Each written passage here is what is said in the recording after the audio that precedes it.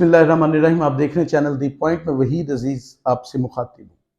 میں سب سے پہلے جو آج بات کرنا چاہتا ہوں وہ یہ ہے کہ عدلیہ ایک مرتبہ پھر آئین کے تحفظ کے لیے کھڑی، اور چیف جسٹس آف پاکستان اگر یہ کہا جائے ان ایکشن ہے تو غلط نہیں ہوگا.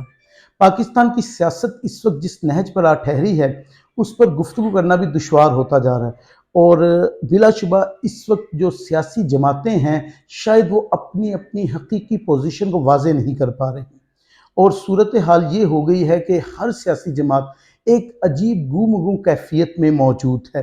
جو حکمران جماعتیں ظاہر ہے وہ تو معاشی صورتحال سے پریشان ہیں، وہ نہ تو صحیح معنی میں کسی جرنلسٹ کا سامنا کر سکتے ہیں اور نہ ہی وہ اپنے کسی عمل کا جواب دینے کی پوزیشن میں ہیں، اس لیے کہ عوام جہاں جا گری ہے اس کے بارے میں تو گفتگو بھی بڑی مشکل ہوگی. چیف جسٹس آف پاکستان نے ایک مرتبہ پھر آئین کی سربلندی کی بات کی ہے، ایک مرتبہ پھر یہ کہا ہے کہ عدلیہ اصل میں آئین کا تحفظ کرنے کے لیے ہے، ان لوگوں کی باتیں سننے کے لیے ہے جو بنیادی طور پر آئین کو مضبوط کرتے ہیں، آئین کی مضبوطی کا سبب بنتے ہیں، ذریعہ بنتے ہیں. اب اس میں جو کیس تھا نظر ثانی کیس، اس میں جو ان کے کمنٹس تھے، یعنی موزی جج صاحب کے، وہ بڑے چیف جسٹس صاحب کے بڑے ایسے تھے جو آپ کہہ سکتے ہیں حکومت کے لیے، الیکشن کمیشن کے لیے سخت ہوں گے لیکن آئین کے لیے وہ محافظوں والے تھے، اور ایسے الفاظ سن کر ایک حوصلہ پیدا ہوتا ہے کہ ابھی آئین کا تحفظ ہے. اگرچہ ہمارے ہاں آئین کو وینٹیلیٹر پہ ڈال دیا گیا تھا لیکن چیف جسٹس آف پاکستان علاج کرنے کی کوشش کر رہے ہیں، اور یہ ایک بہتر قدم ہے.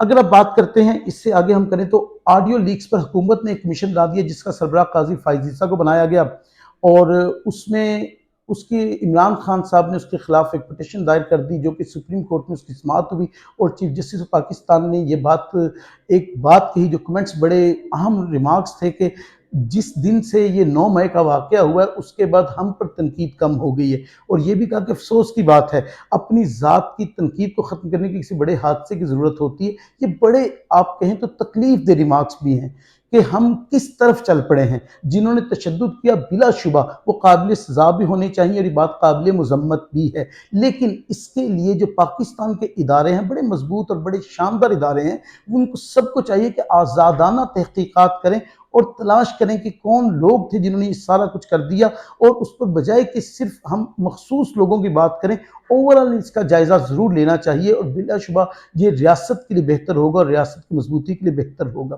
باقی یہ چونکہ یوم تکریم میں شہداء منائی گئی، اور ظاہر ہے کہ پاک فوج کے شہداء ہمارے لیے بڑے قابل عزت ہیں، اور انہی کی وجہ سے ریاست مضبوط بھی ہے اور مستحکم بھی ہے.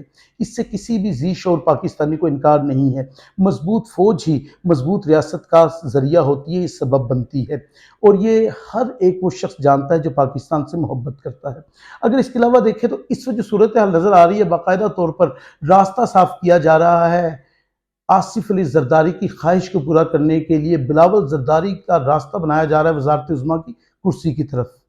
کے پی کے سے جو لوگ علیحدہ ہو رہے ہیں انہیں پیپلز پارٹی میں شمولیت کی دعوتیں دی جا رہی ہیں، کہاں سے دی جا رہی ہیں ایک دوسرا مسئلہ ہے، اور باقاعدہ شمولیت کروائی بھی جا رہی ہے اور لوگ کر بھی رہے ہیں. اب جو یہ شمولیت ہو رہی ہے تو یہ ایک سینیریو بنایا جا رہا ہے، ایک کوشش کی جا رہی ہے ظاہر کیا جائے کہ پیپلز پارٹی بہت مقبول ہو رہی ہے جنوبی پنجاب میں بھی اور کے پی کے میں بھی. حقیقت اس کے بالکل برعکس ہے. اس وقت جو پبلک ہے وہ پیپلز پارٹی کو تو یا نون لیگ کو تو سننا بھی نہیں چاہتی. اس کی بڑی وجہ یہ ہے کہ جس سطح پر لوگ غربت میں آ گئے ہیں وہ انہیں دوبارہ چانس کیسے دے سکتے ہیں. 13-14 مہینے میں جو انہوں نے لوگوں کا حال کر دیا ہے کہ لوگ آٹا خریدنے سے بھی رہ گئے. اب لگژریز یا تعیشات تو ایک طرف رہ گئے نا، اب تو لوگوں کو یہ بھی میسر نہیں ہے کہ انہیں زندگی کی وہ سہولیت مل جائے جس کی بنیاد پر زندہ رہ سکیں. لیکن ایک سینیریو کریٹ کیا جا رہا ہے، ایک راستہ بنانے کی کوشش کی جا رہی ہے، اور بلاول زرداری بھی شاید اپنے آپ کو اسی گمان اور وہم میں مبتلا ہے اس وقت کہ وہ وزیر اعظم پاکستان بننے جا رہے ہیں. جہانگیر ترین بڑے متحرک ہو گئے ہیں، لاہور میں باقاعدہ دفتر بنا لیا اور وہ بہت سی میٹنگز کر رہے ہیں جو دفتر کے قریب ہی ہے کوٹھی میں، اور دھڑا میٹنگز جاری ہیں اور ایک نئی جماعت بنانے کی طرف جو ہے وہ جا رہے ہیں. اب اس میں پہلے کچھ لوگوں کا خیال تھا کہ تحریک انصاف کے پارٹ 2 بنا دیا جائے گا، اور بلا شبہ تحریک انصاف کے ہو سکتا ہے پارٹ 2 ہو، لیکن سوال یہ پیدا ہوتا ہے کیا عوام اس تحریک انصاف کے پارٹ 2 کو ایکسیپٹ کرے گی؟ کیا عوام تحریک انصاف کے جو لیڈران چھوڑ کر گئے ہیں وہ جہانگیر ترین کو جوائن بھی کر لیتے ہیں تو کیا لوگ ان لیڈران پہ بلیو کریں گے؟ یہ بڑے اہم ترین سوالات ہیں، اس لیے کہ اب لوگ بڑے باشعور ہو گئے ہیں. اب لوگ सोशल मीडिया की वजह से बहुत एक्टिव हो गए हैं। ये 90s की सियासत नहीं है कि जो कुछ हो जाए लोग उससे बेखबर रहें। अब लोग सब कुछ जानते हैं और उन सियासतदानों के बारे में भी जानते हैं कि ये कहाँ-कहाँ पैंतरे बदलते हैं और किस नौयत से बदलते हैं। तो इस वक़्त जो मुल्क की सियासत है, अगरचे आप कहें कि उसकी प्रेडिक्शन करना आसान नहीं है, क्योंकि हर 1 घंटे बाद जिस तरह मौसम में तग़य्युर रूनुमा होता है, उसी तरह ही सब कुछ रूनुमा हो रहा है और मुसलसल पाकिस्तान तहरीक-ए-इंसाफ की तोड़-फोड़ जारी है। लेकिन वो कहते हैं ना कि मैं यहाँ पर ख़त्म करूँ बात तो मुझे सलीम कौसर के चंद अशआर याद आ गए, पात का पेड़ से झड़ना मेरी जाँ, इसको कहते हैं उजड़ना मेरी जाँ, कैसा लगता है संवरने के लिए, बाज़ औक़ात बिगड़ना मेरी जाँ। वीडियो अच्छी लगी तो चैनल सब्सक्राइब कीजिएगा। इंशाअल्लाह ऐसी किसी वीडियो के साथ फिर मुलाकात होगी। अपना ख़्याल रखिएगा। फ़ी अमान अल्लाह।